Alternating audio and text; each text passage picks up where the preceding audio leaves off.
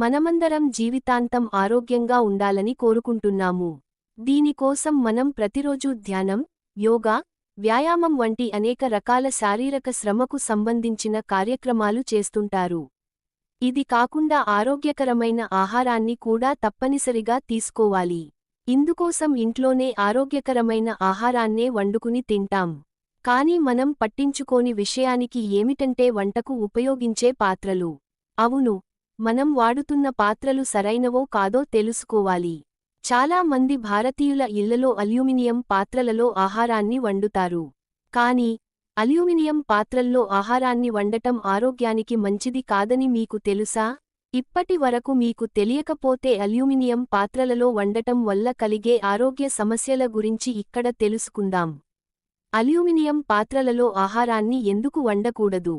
మనం అల్యూమినియం పాత్రలను ఐరన్ స్క్రబ్తో శుభ్రం చేస్తే అందులో నుంచి లోహం బయటకు వస్తుంది. అప్పుడు మనం ఆ పాత్రలో ఆహారాన్ని వండినప్పుడు ఆహారంతో పాటు అల్యూమినియం కణాలు కూడా మన శరీరంలోకి ప్రవేశిస్తాయి. దీనివల్ల డయేరియా, అజీర్ణం, చర్మ సమస్యలు, ఎసిడిటీ మొదలైన అనేక ఆరోగ్య సమస్యలు వస్తాయి.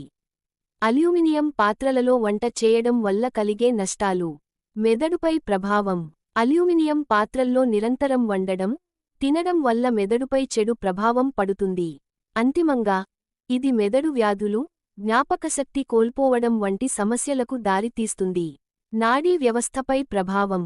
అల్యూమినియం పాత్రల్లో నిరంతరం వండడం, తినడం వల్ల అందులో ఉండే కణాలు నాడీ వ్యవస్థపై ప్రభావం చూపుతాయి. ఇది అల్జీమర్స్ వ్యాధికి కారణమవుతుంది. విపరీతమైన అలసట.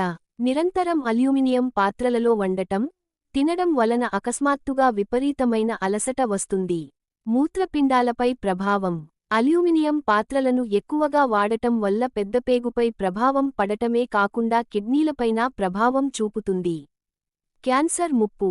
అల్యూమినియం పాత్రలలో వండటం, తినడం వల్ల క్యాన్సర్ వస్తుందని ఏ పరిశోధన రుజువు చేయనప్పటికీ అల్యూమినియం పాత్రలను అతిగా వాడటం వలన క్యాన్సర్ ముప్పు పెరుగుతుందని ప్రజల్లో విస్తృతమైన నమ్మకం ఉంది. పుల్లటి వస్తువుల నుండి ప్రమాదం. టమాటో, నిమ్మకాయ వంటి పుల్లని పదార్థాలను అల్యూమినియం పాత్రల్లో వండడం వల్ల అల్యూమినియంలో ఉండే అయాన్లు ఆహారంలో కరిగి శరీరంలోకి చేరి ఆరోగ్యానికి హాని కలిగిస్తాయి.